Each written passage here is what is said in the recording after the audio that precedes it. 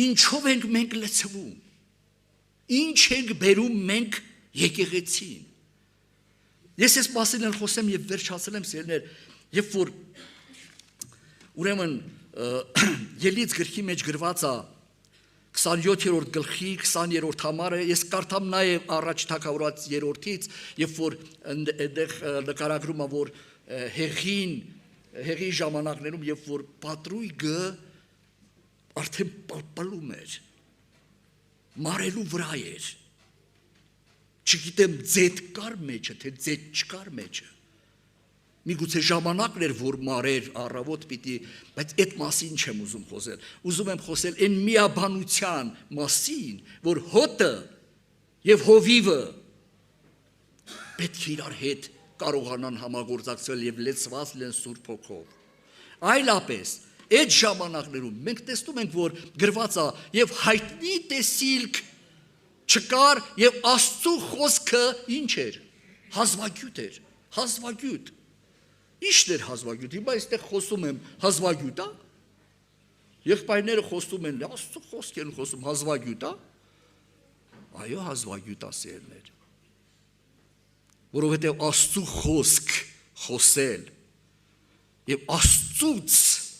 խոսք առնել, սրանք տարբեր բաներ են։ Աստծուց խոսքը հազվագյուտ էր սիրելիներ,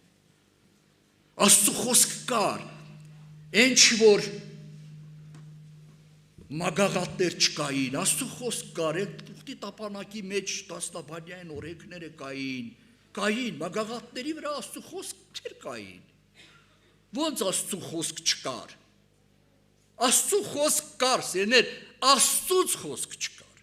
հիմա շատ կարևոր է մենք հասկանանք, թե ինչու շատ քիչ է Աստծուց խոսքը, որ այսքան խոսում ենք սիրելիներ, և մեղքով բեռնավորված գալիս ենք ու մեղքով բեռնավորված գնում, և հայտնի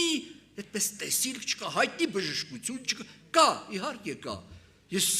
այսպես մեր լեզվով տակից չեմ կտրում, կա, բայց արդյոք բավական է դա, իհարկե ոչ, որովհետև Հովվին իր պարտականությունն ունի, ժողովրդին իր պարտականություն։ Ես մեր մոտ խոսեցի մի քիչ սխալ հասկացան, միգուցե